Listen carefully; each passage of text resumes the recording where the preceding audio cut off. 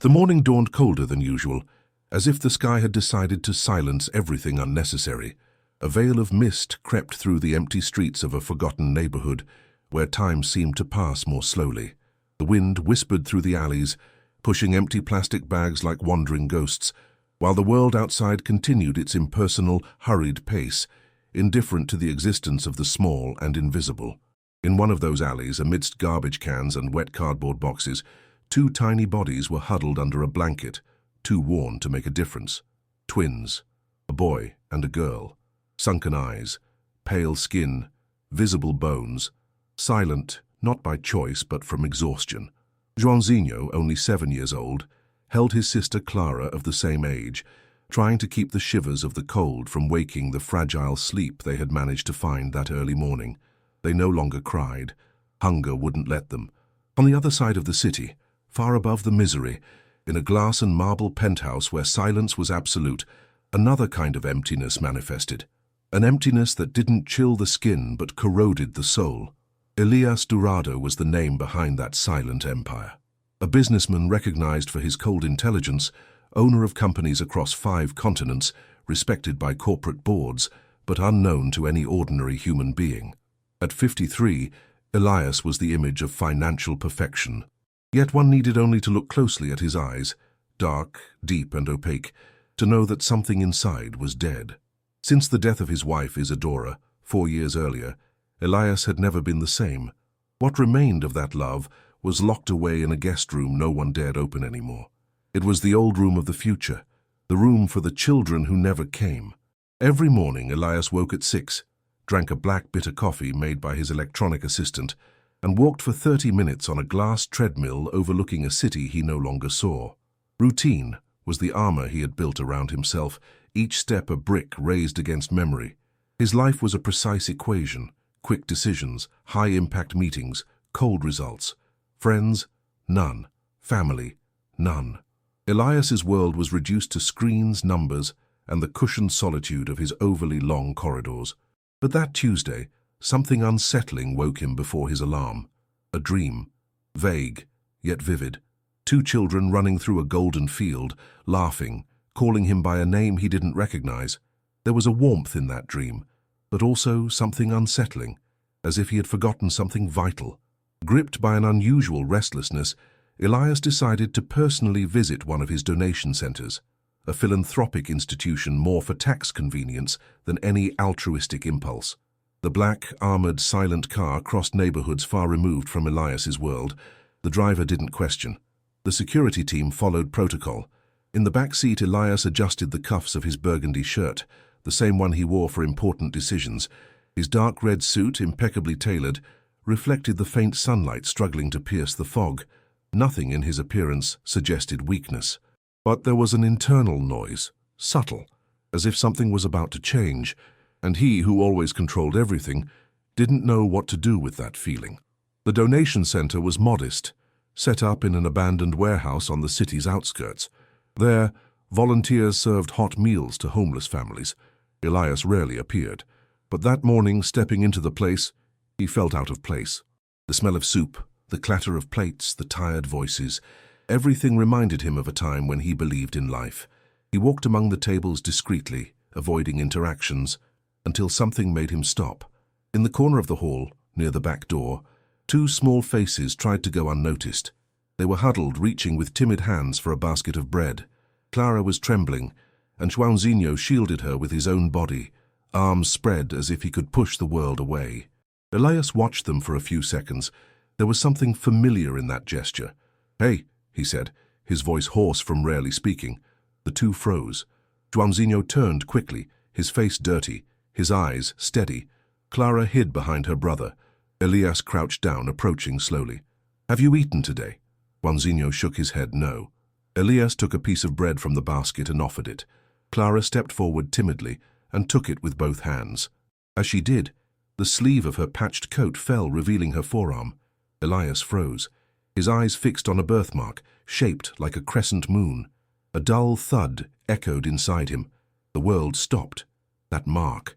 It was impossible. It was exactly the same as the one on the ultrasound Isadora had held so lovingly 4 years ago, the one that showed 2 lives forming. "Look, love," she had said at the time, "they have an identical little mark, as if God wanted to make sure they'd never get lost." Elias stepped back, stumbling. Cold sweat ran down his forehead. The image of the ultrasound, still kept in his nightstand drawer, burned in his memory. That mark was unique, unmistakable. His throat tightened. The bread fell from his hand. The security guard approached, but Elias stopped him with a gesture. He knelt slowly before the children. His eyes met Joãozinho's. A sacred silence formed. No sound, no words. Only the sound of Elias's own soul breaking. "What are your names?" he asked, his voice choked. "Joãozinho, and she's Clara," the boy answered, firm, as if guarding a precious secret. Elias closed his eyes. The names chosen by Isadora, Clara, and João. He had never told anyone. They were names kept, sealed, buried with her. This couldn't be a coincidence. Time seemed to fold. The ground trembled invisibly. Elias breathed heavily. He felt something new, or perhaps old, stirring within him. A feeling he had tried to ignore for 4 years. Hope and fear. Because if this was true, he would have to face everything he had fled. Until now. Elias's hands trembled as he stood slowly, his gaze fixed on the 2 children before him, as if the universe had paused just so he could see something he had escaped for years. His thoughts were jumbled, like a puzzle scattered on the floor, each piece a painful memory, a forgotten image, an unmade decision. The twins' names, the identical mark, the look that seemed to pull something from the depths of his heart. Everything pointed to a truth he dared not admit. What if these children were his? But how? How could it be possible? Isadora had died in childbirth. At least that's what they told him. The hospital cited complications, multiple organ failure. It hadn't been possible to save the babies. It was one of the worst days of Elias's life. He was out of the country on a business trip and only returned 2 days after the burial. He never saw the bodies, never touched them. The funeral was closed, quick, organized by his father-in-law, a cold, controlling man with whom Elias never had a good relationship. There were so many gaps in that story, so many unanswered questions that over time he chose to bury them along with his hope. But now, in front of Joãozinho and Clara, everything was collapsing again. He took the children to a private room with plastic chairs and a bit more privacy. He asked the volunteers to bring hot soup, blankets, and clean clothes. As the children ate, ravenous, he simply watched. Every gesture, every glance, every detail. Clara had the same eye shape as Isadora. Joãozinho furrowed his brow the same way Elias did when focused. It couldn't just be a coincidence. It was as if fate had left clues scattered, and now Elias was willing to follow them. "Where do you live?" he asked, his voice still low. "We don't live," Joãozinho replied between spoonfuls. "We stay wherever we can. We've slept in squares, on buses, in abandoned houses. And your parents?" "We never knew them," the boy answered matter-of-factly, as if he had told this story many times. "Aunt Judith said our mum died in the hospital, and our dad left. But Aunt Judith disappeared a long time ago." Elias took a deep breath. Aunt Judith, a new name, a thread of a clue. "This Aunt Judith, do you remember where you lived with her? It was a place that smelled like old wood. There was a yard with chickens, and a big bell out front like a church." The memory triggered something in Elias. He recalled an old house in a rural village where Isadora said she spent part of her childhood, a place she considered sacred where a distant cousin named Judith lived. It was like a punch to the chest. Elias stood, grabbed his phone, and called the driver. "I need to go to the countryside, to São Brás do Espírito village. Now, prepare the car." Then he looked at the children. "You're coming with me." Joãozinho hesitated, but Clara grabbed the man's hand with innocent trust, and that was enough for her brother to nod. They didn't know it, but something had changed. The man who had been just another face among many now carried a different glint in his eyes, a glint he couldn't explain, born from the possibility of reunion. The journey took nearly 4 hours. During the trip, the children fell asleep, and Elias, for the first time in years, allowed himself to look out the window instead of at a spreadsheet. The fields passed like scenes from an old movie. Each curve of the road seemed to lead him not just to a geographical place, but to an emotional territory he had avoided for too long. When they reached the village, it was late afternoon. The sun hid behind the mountains, painting the sky in golden and lilac hues. The church with the bell was still there, unchanged. Nearby, the wooden house, aged by time but unmistakable. Elias knocked on the door. No one answered. He walked around the property and found an elderly neighbor who, upon seeing him, widened her eyes. "You're Elias? Isadora's husband?" He nodded, surprised. "My God in heaven. So you don't know, do you?" Elias stepped closer. "Know what?" "Judith died 2 years ago. Cancer. She was taking care of 2 children. No one knew where they came from. She only said it was a family secret, that their mother died in childbirth, and their father, well, she said the father was too dangerous to know the truth." Those words fell like stones. Elias staggered, his heart racing. So that was it. Judith had saved the babies, took them from the hospital, and to protect them, or perhaps out of resentment toward him, never told the truth. The pain he felt now was regret, renewed grief, but also a new certainty. Those children were his. He returned to the car and saw the twins playing with a stick, laughing for the first time. It was a shy, brief laugh, but real. Elias approached slowly, knelt, and for the first time spoke from the heart. "I think you're my children." Joãozinho's eyes widened. Clara stepped closer slowly. "What do you mean?" she asked softly. Elias pulled the ultrasound photo from his pocket. It was worn, folded, yellowed by time. "Your mother. She gave me this the day she found out you had this little mark here," he said, pointing to Clara's arm. "She called it God's sign." Clara touched the mark with her other hand. Joãozinho looked at Elias with the eyes of an adult. "Then why didn't you stay with us?" Elias cried. Cried like he hadn't since the funeral. Cried for all the days he believed the lie. Cried for not being there, for losing so much time, for almost letting love die. "Because I was deceived. They told me you had died. I never knew. If I had known," his voice broke, "I would have done everything differently." The children hugged him, first Clara, then Joãozinho, and there, in that silent embrace, the miracle began. The embrace that enveloped the 3 wasn't just one of affection but of healing. The cold skin of the little ones found in the warmth of Elias's hands something they had never felt: belonging. And he in turn experienced an almost unrecognizable sensation, as if his soul, after so long in exile, was finally returning home. The tears streaming from his eyes asked for neither apologies nor explanations. They were the tears of a man rediscovering what he never knew he had lost.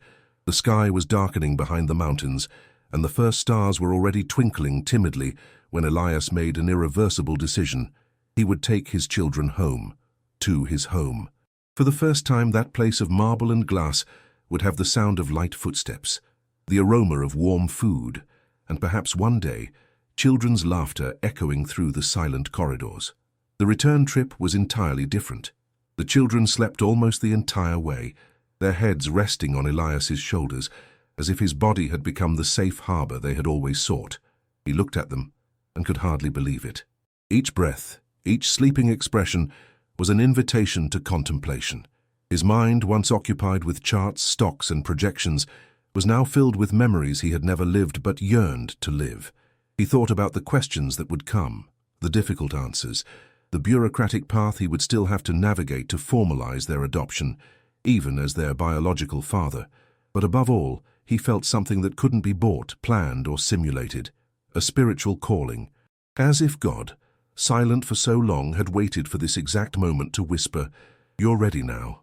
When they arrived home, the twins' eyes widened. Elias's penthouse looked like a castle compared to the simplicity of the streets they knew. Automatic doors, lights that turned on by themselves, expensive paintings on the walls, and a sofa so large it could fit an entire room from their past. Elias, who once prized impeccable cleanliness and absolute silence, now opened the doors as if inviting destiny itself to enter. He led them to the room that had once been prepared for the children who never came. Dust still covered some toys, the rocking chair remained untouched, and the curtains were drawn as if in mourning. He turned on the lights, opened the windows, and for the first time let the air flow freely in that space, suspended in time. Clara ran to a teddy bear still bearing its tag. She hugged it to her chest, as if it were an old friend rediscovered. Joãozinho, more cautious, observed every detail with attentive eyes. He touched the furniture as if stepping on sacred ground. Elias watched from a distance, tears in his eyes, feeling his heart beat with a strength he didn't remember was possible. He didn't know exactly what tomorrow would bring, but he knew that today was already a miracle. In the days that followed, the house's routine was broken, remade, reinvented. The electronic assistant was silenced. Now there were real voices. The private chef began preparing simple meals of rice, beans, and fried chicken, because Clara loved food that smells like a hug. The housekeeper, once impersonal, now smiled as she watched Juanzinho walk the corridors with a towel cape, proclaiming himself the new king of this castle.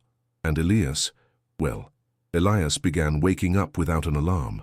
He began to feel time differently, to sit at the table with them, to read bedtime stories, to laugh, and sometimes in silence to cry too. But a heart that loves isn't content with just welcoming. It wants to know, to understand, to fix. And there was still a shadow in Elias's heart. The hospital, the lie, the deception. Who had decided he didn't deserve to know the truth? Who had taken from him the chance to hold his children at birth? These questions began to gnaw at him like splinters in his soul. So, a week after the reunion, he returned to the hospital where Isadora had been admitted. A modern, white, sterile building as it always had been. But now Elias was different. He was no longer numb. He wanted answers. At the reception, he demanded access to the records from that time. He used his name, his influence, his pain. When the documents arrived, something caught his attention. The name of the attending doctor wasn't the one he remembered. Instead of the renowned obstetrician who had followed Isadora's prenatal care, there was a substitute, Dr. Silveira, a name Elias had never heard. Intrigued, he demanded information. The hospital manager hesitated. She said the doctor had been dismissed shortly after the delivery for questionable conduct. The pieces fell into place. Someone had manipulated everything, and he wanted to know why. Using contacts, lawyers, and a private investigator, Elias began piecing together the puzzle. He discovered that at the time of the delivery, there had been a series of duplicated records, altered documents, and an unauthorized transfer of the two newborns. The trail led to a charitable foundation that, curiously, received donations from Elias's father-in-law, the same man who organized the funeral, the same one who told him it was better to forget and move on, the same one who back then advised him not to see the bodies. Elias's blood boiled. He confronted the man in person. He went to his rural estate, where the old man lived in seclusion. The conversation was tense. Elias wanted to know why had he been deprived of his own children. The answer was cold, cutting, merciless. Because you were weak, Elias. Isadora was dead. And I wasn't going to let you, a reckless businessman, raise two children alone, Judith offered. I thought it was better that way. They'd be far from your shadow. Elias clenched his fists but restrained himself. There was no more room for vengeance, only for justice. He left, determined to do everything right. He legalized their guardianship, called the media, exposed the scandal, demanded accountability from the hospital, and punishment for all involved. Not to feed his ego, but to clear the path, so Juanzinho and Clara could grow up without the weight of the lie. And at night, after everything, he returned home, entered the twins' room, and saw them sleeping, holding hands. He sat in the rocking chair, the one he had never used, and for the first time he felt peace. That night, as silence filled the apartment, Elias stayed awake in the rocking chair, watching his children sleep. Time seemed to have lost its urgency, as if it knew something sacred was happening there. He listened to the rhythmic breathing of the children like a melody that restored everything the world had broken inside him. For years, he had lived as if pain were part of the furniture, immobile, invisible, but ever-present. Now, with Clara and Juanzinho there, dreaming peacefully, he felt each heartbeat was a chance to be reborn. And in that silent early morning, between memories and promises, he made a decision that would change everything. He would stop being just a biological father and become a true father. The following days were intense. Elias dedicated himself entirely to his children. He cancelled commitments, stepped away from corporate meetings, and delegated all executive duties to a trusted team. For the first time, he understood that time was more precious than any profit. He hired child therapists, private tutors, and caregivers who were more than professionals, people with a vocation to love. He made a point to attend every meeting, every class, every conversation. He learned to listen, to respond with patience, to handle the silent traumas the twins carried. Joãozinho still woke up screaming sometimes, reliving nights of abandonment. Clara was slow to accept physical affection, as if she always expected everything to disappear again. Elias didn't grow impatient. He understood, because he too had been wounded by absence. The difference was that now he was willing to stay. He renovated the old room, not as an aesthetic project, but as a symbolic gesture. He let the children choose the colors, the furniture, the toys. They painted the walls together, laughed when they spilled paint on the floor, chose pictures, books, even the lamps together. It was more than decoration. It was the construction of a home.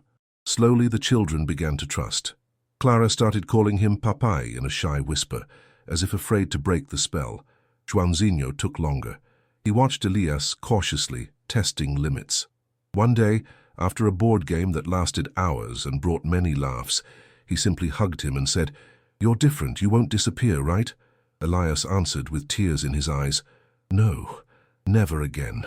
The news of the case spread. Reports were published. Newspapers told the story of a millionaire who rediscovered his children, thought to be dead. People were moved. Society, always eager for scandal, this time surrendered to a story of hope. Elias, however, refused interviews. All he wanted was to protect his children. He restored Isadora's name with dignity.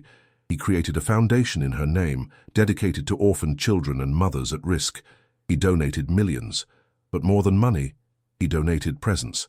He began visiting shelters, talking to children, listening to stories that would have previously gone unnoticed by his armored heart. Something inside him had changed forever. And it wasn't just because of Clara and Joãozinho. It was as if fatherhood had opened a door to the world, and he finally accepted crossing it. But as with any real story, not everything fit together easily. The traumas came in waves. Sometimes Clara would stay silent for hours, for no apparent reason, staring out the window. Joãozinho would get irritated easily when things were out of his control. Elias had to learn not to solve everything with quick fixes, as he did in business. Here, it wasn't a spreadsheet to optimize. These were hearts to be rebuilt with time, love, and truth. He began praying at night. Not memorized prayers, but sincere conversations with God. He asked for wisdom, for strength, and often he simply gave thanks. One of the most poignant moments was when, on a rainy night, Clara knocked on his bedroom door and whispered, "Papai, can I sleep with you tonight? I dreamed that Mommy was smiling at us." Elias took her in his arms and felt the warmth of that fragile body like the seal of a restored promise. He also had to face his own ghosts. He began visiting Isadora's grave frequently. He brought flowers, spoke aloud, shared updates, asked for forgiveness. One day he took the children with him. Clara placed a flower on the tombstone and said softly, "We're okay, Mummy. You can rest." Joãozinho, with a simple gesture, held his father's hand and his sister's, forming a silent bond, as if recognizing the eternal link of the family the world tried to erase, but the heavens chose to restore. Months passed. The children grew. The house filled with life. The rocking chair became the official spot for bedtime stories. The once sober walls now bore drawings, fingerprints, crayon artwork. Elias changed his way of seeing everything. He began waking up with joy, even on difficult days. He knew he couldn't change the past, but he could write the future, and he decided to do so with a pencil of love. On a sunny Saturday, while preparing a picnic on the terrace, Clara pulled Elias by the hand to the sofa and placed something in his lap, a drawing made with colored pencils. It showed 3 figures, a girl, a boy, and a man in a red suit. Above them, a large heart with wings. Elias smiled, but upon closer inspection, he noticed something more. Over the man's shoulder, there was a female figure with long hair and a sweet smile. "Who's this?" he asked, his voice choked. Clara answered without hesitation, "It's Mommy. She takes care of us from heaven." Elias couldn't hold back the tears. He hugged both children, and in that moment he felt that love had redeemed him completely. The pain of the past was now a seed, the scars, a memory, and the family that emerged from the rubble now flourished on solid ground. The seasons began to change, and with them Elias's soul transformed too. It was autumn when he realized that the silence of pain had been replaced by the silence of contemplation. Those gray mornings, once heavy with anguish, now felt like moments of rest for the soul. The sound of leaves falling on the terrace, the laughter coming from the children's room, and even the noise of the blender preparing orange juice for breakfast had become small sacraments of daily life. Elias was no longer the man who woke at 6 to run on a treadmill facing the void. Now he woke because he wanted to see his children's sleepy faces with messy hair, complaining they wanted 5 more minutes in bed. He discovered the value of touch, of time, of presence. And more than that, he began to understand the meaning of his story, a meaning that went far beyond profits, contracts, and glass walls. It was on one of those mornings, while having breakfast with Clara and Joãozinho, that a seemingly simple event sparked something profound. Clara, while doodling absent-mindedly in her notebook, spoke casually. "I dreamed of Mommy again. She was in a garden, reading a book, and she was smiling at us." Elias stopped chewing. His heart raced. It wasn't the first time Clara mentioned these dreams, but now there was something different in her tone. It was as if she were describing something she had truly seen, not just imagined. Joãozinho, hearing his sister, added, "She told us not to be afraid, that we have everything we need now." Elias remained silent, not out of doubt, but out of reverence. He felt that God, in a mysterious and loving way, was using his children to speak to him. He chose not to say anything at that moment. He just observed. But that night he knelt by his bed and prayed like never before, without formulas, without requests, just gratitude for the life that had returned, for the truth revealed, for the children brought back from the dead, for the faith that was slowly beginning to bloom again in his chest. Elias was no longer just a wealthy man. He was a restored man. Over time, he began attending a small church with his children, not because someone told him to, but because his heart sought something greater. He felt he needed to give back to the world everything he had received. He sat in the back pews, listened to sermons attentively, but what touched him most were the hymns. Those simple songs with off-key voices seemed to pierce his defenses like arrows of light. One in particular became the soundtrack of his new life. "Great things the Lord has done for us, and so we are glad." Those lyrics made him cry every time. Joãozinho, noticing, held his hand. Clara smiled, and Elias understood that sometimes the greatest miracle wasn't avoiding pain, it was surviving it and finding something more beautiful on the other side. For the twins' birthday, Elias organized a small party just for them and a few neighbors. No ostentation, just an afternoon in the penthouse garden with chocolate cake, colorful balloons, and soft children's music. But it was there, amid shy smiles and sincere hugs, that one of the most touching moments of their new journey occurred. When it was time for gifts, Clara handed Elias a small cardboard box wrapped with a blue ribbon. Opening it, he found a little keychain with 3 hearts drawn by hand and a phrase written in childish handwriting, "We chose you to be our papai. Thank you for finding us." Elias couldn't hold back the tears. It wasn't just emotion, it was redemption. That simple object represented forgiveness, acceptance, and choice. Not the choice he made in rescuing his children, but the choice they made in embracing him as their father. In that moment, he understood that loving wasn't just about giving, it was also about receiving, being chosen, being forgiven. Later that night, after the guests had left, the lights dimmed, and the children asleep, Elias stepped onto the terrace. He looked at the clear sky, full of stars, and felt a gentle breeze touch his face. Then he remembered something Isadora used to say often, "If I ever leave before you, don't stop. God will still have something beautiful to give us." For a long time, those words had sounded like cheap comfort, but now they made sense, because indeed something beautiful had arrived: the children, the reunion, the transformation, the restored faith. Life returned with eternal interest. The following week, Elias made a new decision. He would write a book, not a business book as he used to do, but a testimony, a story of life, pain, and hope. Something that could reach people who had also lost everything and didn't know that God could still write new beginnings. He began writing at night when everyone was asleep. His words had no flourishes. They were sincere, painful, true. He spoke of loss, deception, anger at God. But he also spoke of reunion, grace, the miracle of love that insists on finding us, even when we're running from it. The book was published months later, titled Found by Love, The Story God Rewrote. It quickly reached thousands of readers. People from across the country sent letters, emails, messages about how the story had touched them. Families were restored, parents sought out their children, children forgave their parents, homes once cold grew warm again. What began with the act of offering bread to 2 hungry children turned into a movement of hope. And at the end of every lecture, interview, or meeting, Elias always said the same phrase: "I thought I had lost everything, but I discovered that when God decides to give back, He gives back double, and with more love than we ever dreamed." The book's impact was greater than Elias could have imagined. Invitations poured in from all sides. TV shows, Christian conferences, events about fatherhood, family recovery gatherings. But more than that, letters began to arrive. Hundreds, then thousands. Some with stories of abandonment, others with accounts of miracles. Many from adopted children who had never heard a genuine "I love you," and parents carrying the same weight Elias once bore, the weight of having been absent at the wrong time. Among them, one letter caught his attention. It was from a woman named Rebecca, from the countryside, who said she had worked as an assistant nurse at the hospital where Isadora gave birth. The letter was written with emotion, almost trembling in its words, as if the woman had carried a secret for too long. "Mr. Elias," the letter began, "perhaps you'll never read this. Perhaps you'll never forgive me.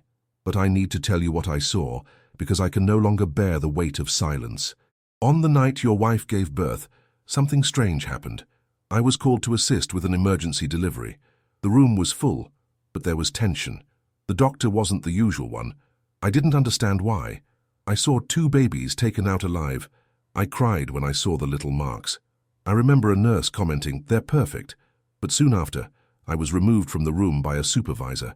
The next day, everything had disappeared from the records. I asked questions. They threatened me. I never spoke of it again. But when I saw your story, I knew I had to tell you." Elias read that letter as if unearthing a part of himself. He already knew the truth, but now he had testimonies corroborating his intuition. It confirmed what the Spirit had already whispered. But the letter held more. At the end, Rebecca asked for forgiveness. She said she had lived with shame, fear, and more than anything, she wished to see the twins again. Elias didn't hesitate. He took the car, and with Joãozinho and Clara, drove to the town indicated on the envelope. They arrived on a rainy afternoon, the dirt road slippery, the sky heavy, as if in days of revelation. Rebecca lived in a simple house with flowers at the entrance and the smell of cake in the air. When she opened the door and saw the children's faces, she fell to her knees and cried, as if being forgiven for the first time in decades. "Forgive me," she repeated endlessly. "I should have done something. I should have shouted." Joãozinho approached, extended his hand and said, "It's okay, now we have a family, and you helped tell the truth. That's already love." It was a silent but eternal moment. Clara hugged the woman. Elias, with teary eyes, understood the power of reconciliation.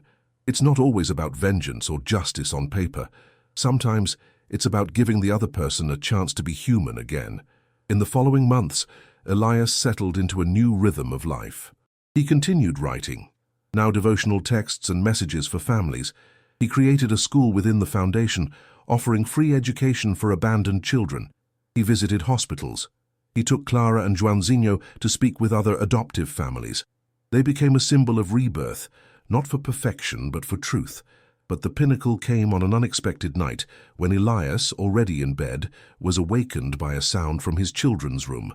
Getting up and walking barefoot down the moonlit corridor, he saw Clara standing at the window looking at the sky. "What's wrong, my daughter?" he asked gently. "I heard Mommy," Clara turned.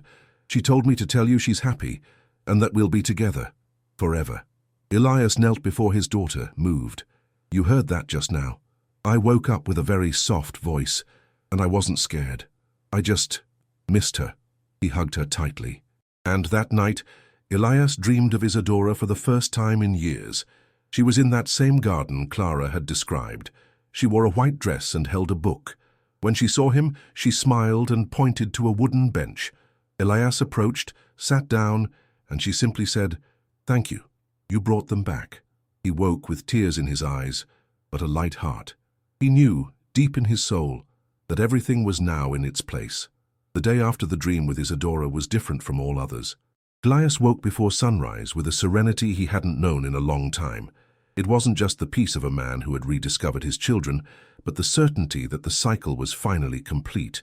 For the first time since his wife's death, he felt he could breathe deeply and trust, not in numbers, not in strategic decisions, but in something greater, something that transcends calculations, providence. He rose slowly, crossed the corridor with bare feet, feeling the cold floor as a physical confirmation that he was alive, fully alive, and went to his children's room. They were still asleep, Joãozinho with his arm over his eyes, as he always did when dreaming of something good. Clara with her favorite doll hugged to her chest and a faint, almost imperceptible smile at the corner of her lips. Elias stood for long minutes, watching that scene, etching it into his soul. Later, while preparing breakfast together, Joãozinho dropped a glass of juice and for the first time didn't panic. He just laughed, and Elias laughed with him. That was the new world they were building, one where mistakes weren't punished with distance, but embraced with patience. Clara made up silly songs while spreading butter on bread. Elias, who once hired chefs to create sophisticated dishes, now found joy in watching his daughter mix milk with chocolate powder and call it princess coffee. It was as if all the previous versions of his life had served only to set the stage for this now, this ordinary moment, and precisely because of that, eternal. That week, he decided to do something he had been postponing for months. He took his children by the hand and brought them to the church where he had married Isadora. The same church that once seemed like a distant sanctuary was now an altar of memory and renewal. As they entered the old temple, the wooden floors creaked as if recognizing their steps. The stained glass windows bathed the space in sacred light. Clara was enchanted. Joãozinho moved from pew to pew, counting the columns holding up the ceiling. Elias walked to the altar, knelt in silence, and closed his eyes. He prayed without words, because his soul was already saying everything. Then, in a natural impulse, he stood and called his children. He asked one of the church's pastors to baptize them, not just as a religious act, but as a seal, a public rebirth, a declaration that this new family was founded not on contracts or certificates, but on faith. The ceremony was scheduled for the following Sunday, and it was there, before dozens of people who followed their story, that Elias stood before the congregation and shared his testimony. With a trembling voice he began, "For years I lived surrounded by everything the world calls success, money, power, influence, but all of that only served to hide me from the pain of losing what mattered most. When my wife died, and they told me my children hadn't survived either, something inside me went out, and for a long time I accepted living as a shadow, until one day I saw two hungry children trying to steal bread from a basket. And when I saw the birthmark on the girl's arm, everything came back. In that moment I realized God had never abandoned me. He was just waiting for the right time. And now I know, when He gives back something that was taken, He gives it back with purpose, with redemption." People cried. Clara and Joãozinho stood beside him, dressed in white. When the pastor called them for the baptism, the three walked together. The water was warm, but the atmosphere was one of reverence. The silence in the church was like that of the world's creation, a silence that precedes a miracle. And when the three emerged from the water, embraced, they were no longer just father and children. They were a family sanctified by love and renewal. After that day, many doors opened, but Elias learned to say no. No to schedules that stole time from his children, no to contracts that demanded his soul, no to everything that seemed urgent but wasn't eternal. He began to minister in silence. Not from pulpit to pulpit, but in every daily gesture, in every conversation with other parents, in every hospital visit, where he now made a point to bring toys with messages written by Joãozinho and Clara.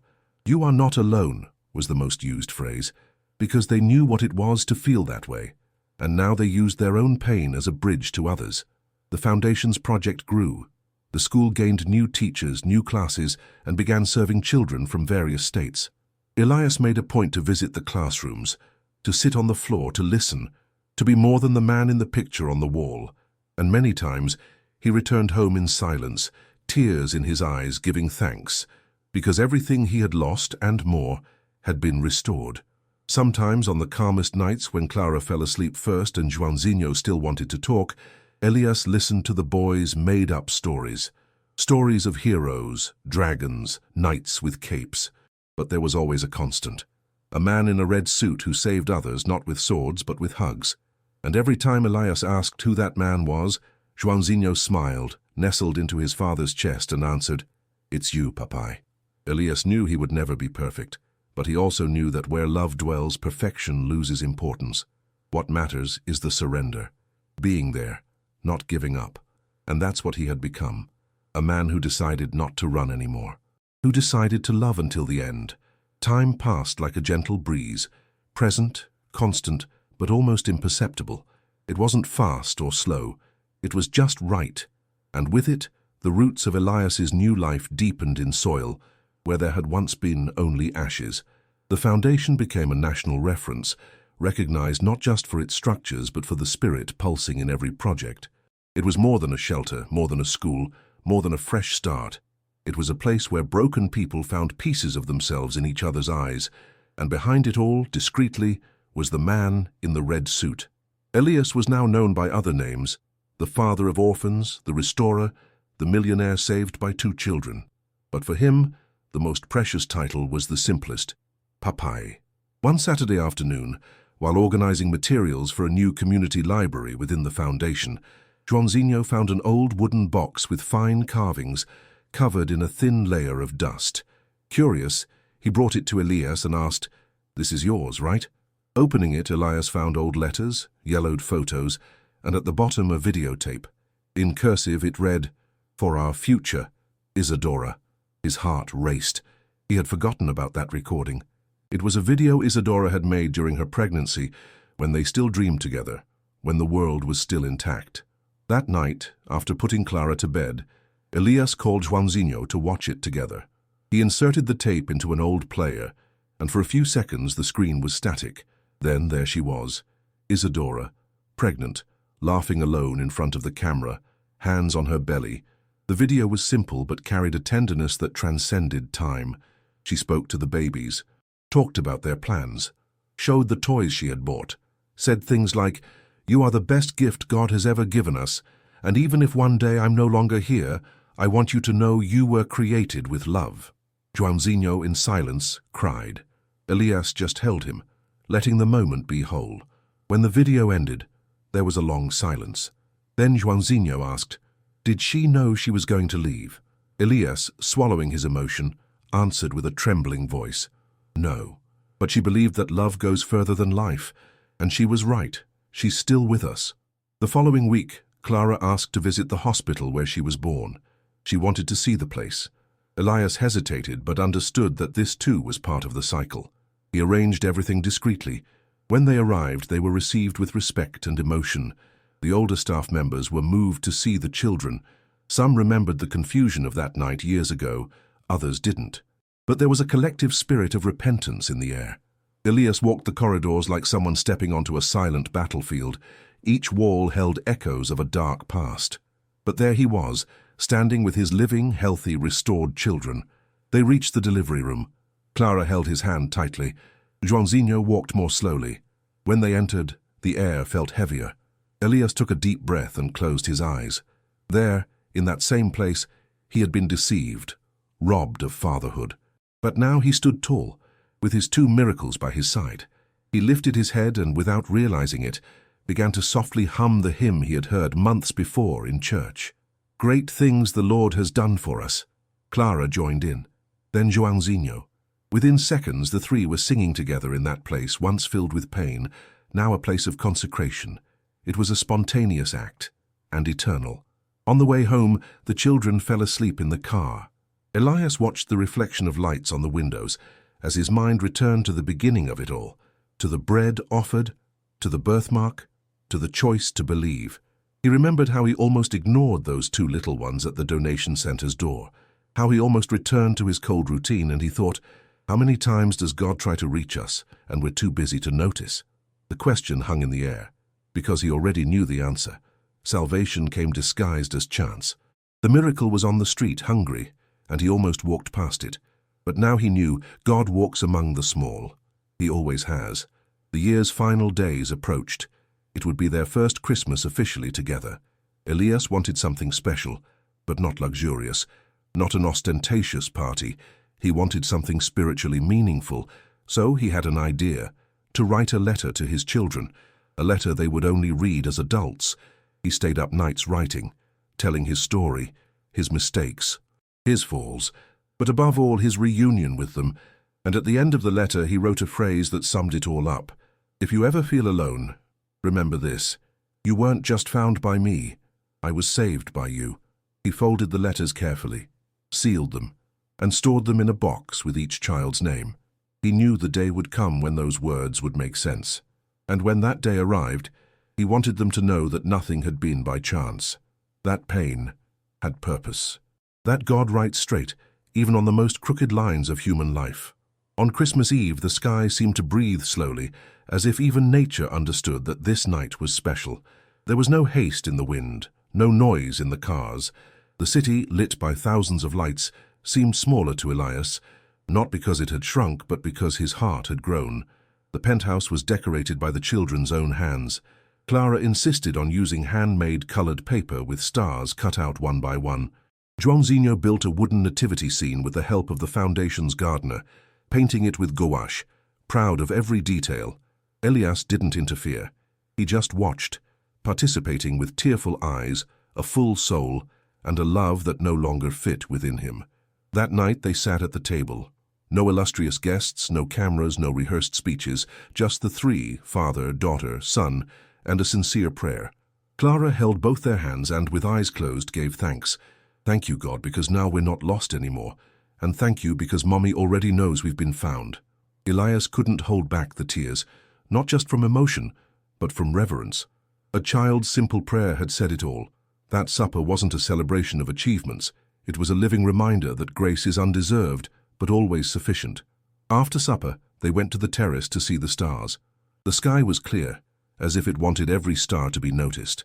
Joãozinho pointed out constellations he made up. Clara said the brightest one was where Mommy lived. Elias, in silence, just listened. And in that moment, he realized that joy doesn't shout. True joy is made of whispers, calm breaths, hands held in silence. Nothing extraordinary happened in that minute, but he would never forget it, because it was the miracle of restored normalcy, the miracle of peace after war. And that, he knew, was divine. In the days that followed, Elias reflected on the legacy he would leave his children, not about assets, accounts, or properties. Those didn't matter as much anymore. He meant the invisible legacy, values, words, faith, memory. So he decided to write another letter, not for them, but for himself. He titled it, When I Almost Gave Up. In it, he wrote about the night when, despite having everything, he considered ending his own life. He recalled the glass of wine on the table, the unfinished farewell letter, the darkness at the back of the apartment, and he remembered what stopped him. A cry from the street. The twins' cry that night, hungry, searching for bread. That's what made him get up. That's where salvation began. He reread the letter 3 times, and at the end he wrote, God reached me with the cry of 2 children, because he knew that by saving them, I would also be saved. He stored that letter in a separate folder. One day he would tell them, but not yet. For now it was enough to live. One summer morning, Elias decided to do something he had postponed for years. He returned to Isadora's parents' house, where the twins had been taken after the birth, where the lie was born. Not with anger, but with a desire to close the chapter, to put a dignified period on it. His father-in-law was old, nearly blind, living alone with a nurse. The house was silent, cold, just as it always had been. Seeing Elias, the old man froze. He said nothing. Neither did Elias. He sat across from him, took 2 photos from his pocket, one of Clara, one of Joãozinho. He placed them on the table. They're doing well and happy, and you missed that. The man tried to speak but coughed. Elias stood, walked to the door, and before leaving said, I forgive you, not for you, for me, because hatred would hold me back, and I still have a whole life to live with them. He left in peace. He felt light. He felt whole. On the 1-year anniversary of reuniting with his children, Elias organized something intimate, a small ceremony just for the foundation staff and a few children. He decided to tell their story from the beginning. He spoke of the bread, the birthmark, the ultrasound photo, Isadora's video, the nurse's letter, the hospital visit, the baptism. He told it all, not to be applauded, but to remind everyone that miracles don't just happen in the heavens, They sprout from corners, from trash, from pain. They come disguised, hidden, and often they come hungry, afraid, needing only a bit of bread, and someone willing to stay. That day, at the end of the ceremony, Clara sang a song she had composed alone, with help from the Foundation's music teacher. It was simple, but true. It went, "When I got lost, he found me. When everything hurt, he hugged me. And when I thought it was just a bad dream, he showed me it was all for me." Elias applauded standing, with teary eyes and a heart overflowing. He knew the song spoke to everyone there, but especially to him, because deep down he was the lost boy who had also been found. In the silence of that night after the small ceremony, Elias stayed alone on the balcony, watching the city that no longer scared him. The breeze touched his face gently, and he breathed deeply, as if for the first time feeling that life was in the right rhythm. The city lights below twinkled like small earthly stars, each perhaps holding another story like his, other pains, other families that got lost and, who knows, could also be reunited. He no longer needed to understand everything. He no longer needed to control. Control had given him only illusions.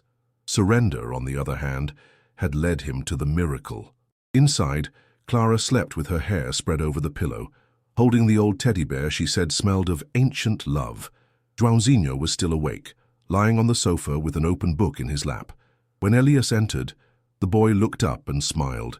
"Do you think Mummy really hears us?" he asked with that cutting sincerity only children possess.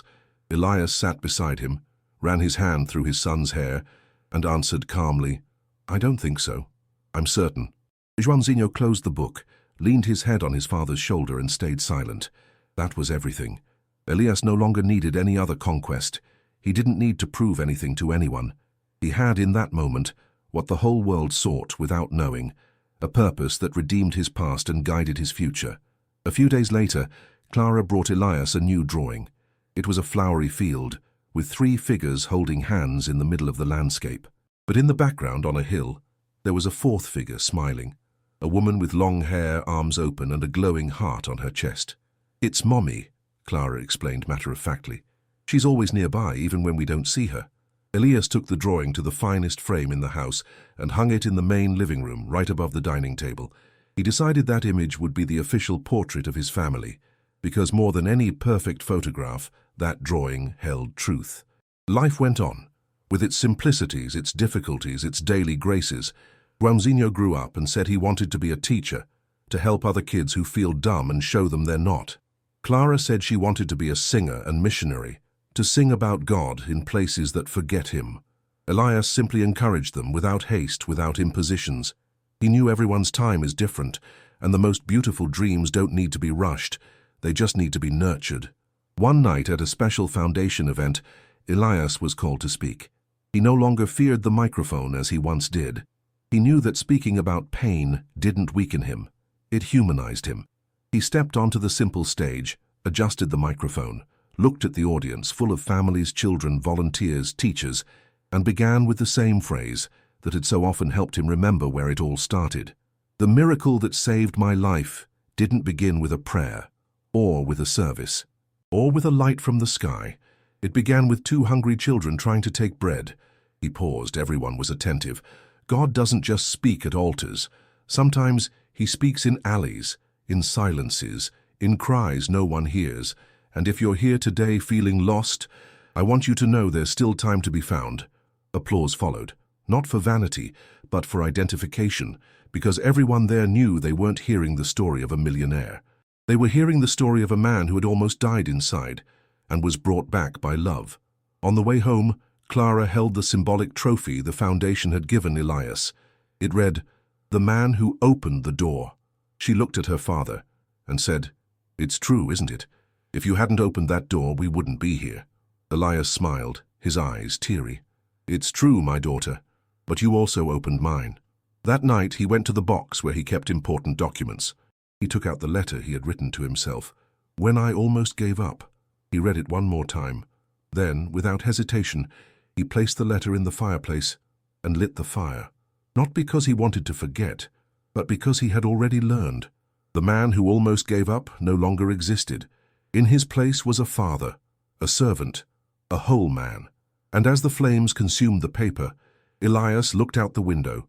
saw the reflection of his now living, warm, light-filled home, and smiled, because now he knew the greatest miracles don't happen when everything is going well.